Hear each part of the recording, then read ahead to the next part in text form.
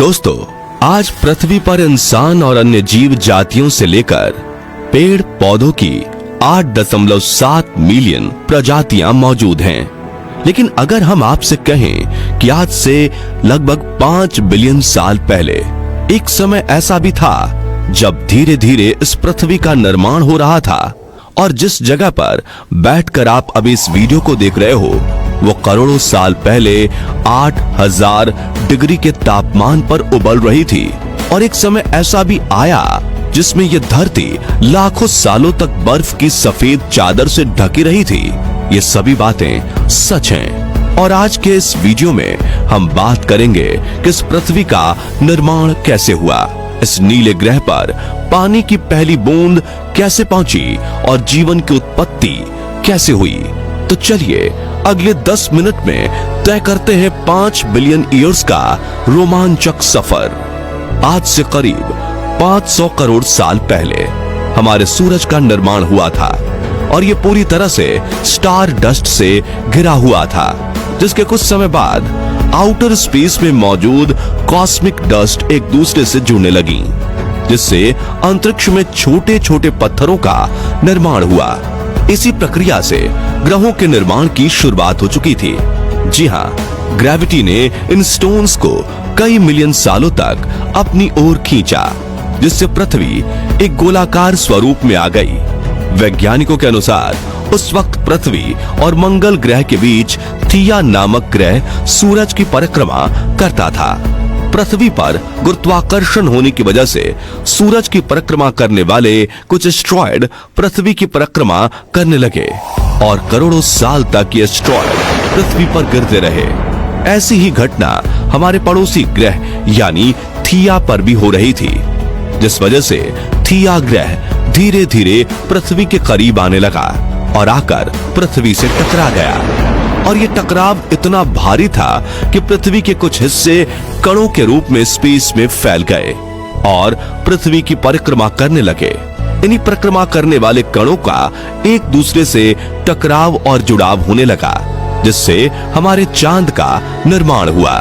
हालांकि दोस्तों, अभी चांद पृथ्वी से काफी दूर है, लेकिन अपने निर्माण के शुरुआती दौर में चांद पृथ्वी के काफी करीब होकर परिक्रमा करता था।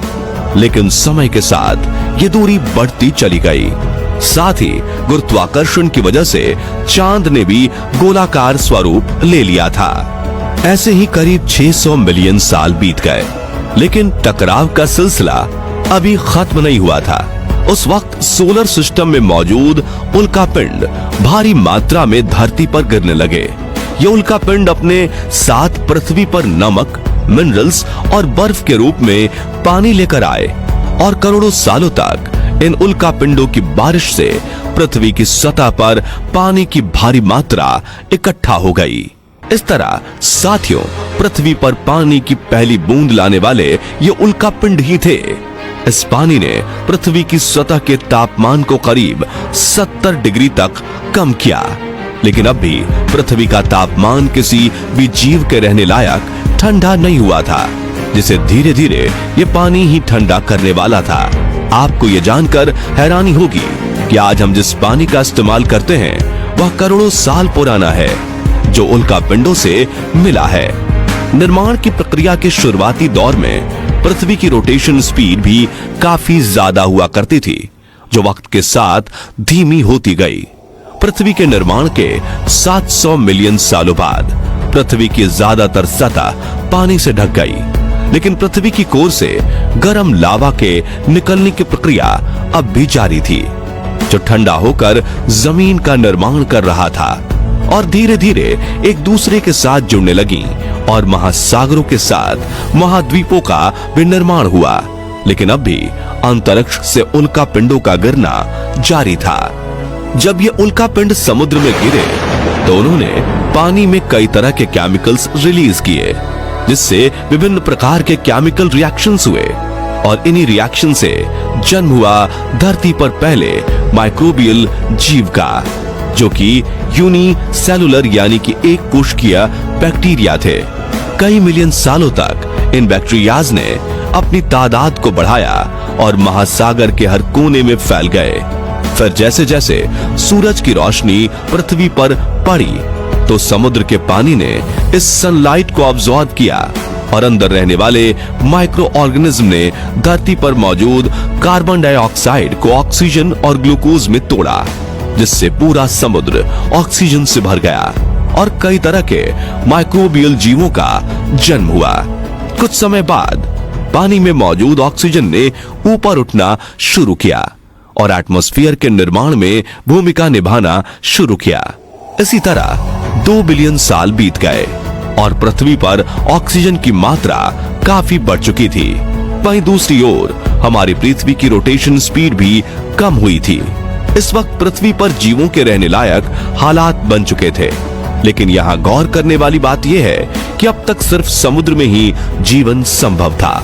सतह पर तो एक पेड़ पौधा तक नहीं था। इसी तरह हजारों साल बीत गए और पृथ्वी की टेक्टोनिक प्लेट्स में दरार होने लगी, जिसके कारण पृथ्वी के अंदर का लावा कई लाख सालों तक खुला उबलता रहा, जिस वजह से पृथ्वी के वातावरण में कार्बन डाइऑक्साइड की मात्रा इतनी बढ़ गई कि पृथ्वी पर एसिड की वर्षा होने लगी, जिससे पृथ्वी का तापमान इतना घट गया कि पृथ्वी की सतह पर स्थित पानी बर्फ में तब्दील होने लगा और पूरा ग्रह बर्फ से ढक गया। इस वक्त पृथ्वी सफेद गोले की तरह दिखने लगी थी। इस सफेद परत की वजह से धरती सूरज की किरणों को सोख नहीं पा रही थी और वापस अंतरिक्ष में रिफ्लेक्ट कर देती थी। इसी वजह से पृथ्वी कई सालों तक बर्फ से ढकी रही। लेकिन वो कहते हैं ना, कोई भी चीज परमानेंट नहीं होती। इस बर्फ की सतह के साथ भी कुछ ऐसा ही हुआ। दरअसल पृथ्वी के अंदर की गर्मी ज्वालामुखी विस्फोट के रूप में सतह पर निकलना शुरू हो गई और इस ज्वालामुखी की गर्मी ने बर्फ को पिघलाना शुरू किया। इसी बीच पृथ्वी की गहराई में बचे माइक्रोबियल जीव ऑक्सीजन का इस्तेमाल करके अपने शरीर को बड़ा करना सीख चुके थे। उनका इवोल्यूशन शुरू हो चुका था। वहीं पानी में भी छोटे समुद्री पौधे निकलना शुरू हो चुके थे। ज्वालामुखी के विस्फोट से वातावरण में एक बार फिर कार्बन डाइऑक्साइड ने एटमॉस्फेयर में अपनी जगह बना ली। बर्फों के पिघलने से सूरज की किरणें और बर्फ में केमिकल रिएक्शन हुआ, जिससे वातावरण में ऑक्सीजन की मात्रा भी बढ़ गई। कई हजारों सालों तक एसिड रेन से लेकर ज्वालामुखी विस्फोट तक की प्रक्रिया ऐसी ही चलती रही, लेकिन ऑक्सीजन बढ़ने की वजह से एसिड रेन कम होने लगी और पृथ्वी का तापमान भी ठीक होने लगा। इस प्रक्रिया में समुद्र की गहराई में रहने वाले जीवों का विकास होने लगा। कीड़ों से लेकर कंकाल वाले जीवों ने जन्म लिया। जीवों के साथ महासागर में बड़े बड़े पौधे भी उगने लगे और इस तरह से समुद्र के अंदर करीब 10,000 प्रजातियों के जीव रहने लगे थे। लेकिन जमीन अभी भी वीरान पड़ी थी, जिसका सबसे बड़ा कारण सूरज की किरणों से पैदा होने वाली रेडिएशन थी। लेकिन पानी और वातावरण में मौजूद ऑक्सीजन का रेडिएशन के साथ रिएक्शन हुआ, जिससे ओजोन गैस का निर्माण हुआ, जिसने धीरे धीरे करके पृथ्वी को चारों ओर से कवर कर लिया। इस ओजोन परत ने सूरज से आने वाली हार्मफुल रेडिएशन यानी पारा बैगनी किरणों को पृथ्वी के वातावरण में प्रवेश करने पर रोक लगा दी। साथियों, आज से करीब 375 मिलियन साल पहले जमीन पर पहला पौधा उगा और धीरे धीरे धरातल पर भी समुद्र की तरह ही अलग अलग किस्म के पेड़ पौधों का विकास हुआ। साथ ही समुद्र में मछलियों और दूसरे जलीय जीवों का विकास भी हो चुका था। आपको ये जानकर हैरानी होगी, इन जलीय जीवों के पैर धीरे धीरे विकसित हुए।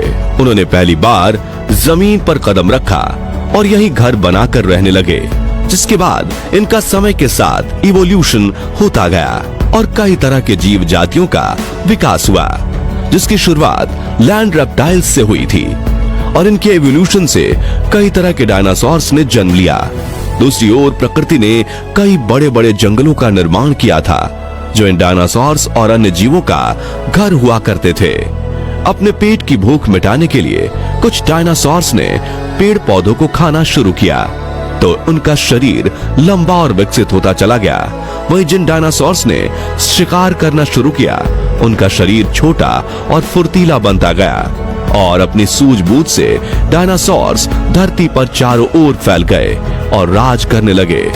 वहीं इनके अलावा अन्य वन्य जीव भी विकास की इस प्रक्रिया में प्रगति कर रहे थे। इसी तरह पृथ्वी के साथ साथ जीवों का भी अलग अलग रंग रूप में इवोल्यूशन होता रहा और आज धरती पर इंसानों के साथ 8.7 मिलियन प्रकार की जीव जातियां रहती हैं। यह विकास की प्रक्रिया तो आज भी जारी है और आगे भी जारी रहेगी। तो दोस्तों, पृथ्वी के निर्माण से लेकर धरती पर जीवन की शुरुआत तक आपको ये 5 बिलियन सालों का सफर कैसा लगा? कमेंट करके जरूर बताएं और वीडियो पसंद आया हो तो इसे लाइक और शेयर जरूर कीजिए। और अगर आप आज से 65 बिलियन साल पहले डायनासोर के विलुप्त होने से लेकर इंसानों के जन्म और विकास तक की पूरी जर्नी देखना चाहते हैं तो एंड स्क्रीन पर दी गई लिंक से आप हमारे उस वीडियो को भी देख सकते हैं। साथ ही ऐसे ही इंटरेस्टिंग वीडियोस देखते रहने के लिए हमारे चैनल को सब्सक्राइब करके नोटिफिकेशन बेल को जरूर प्रेस कर दीजिए। वीडियो देखने के लिए आपका बहुत बहुत धन्यवाद।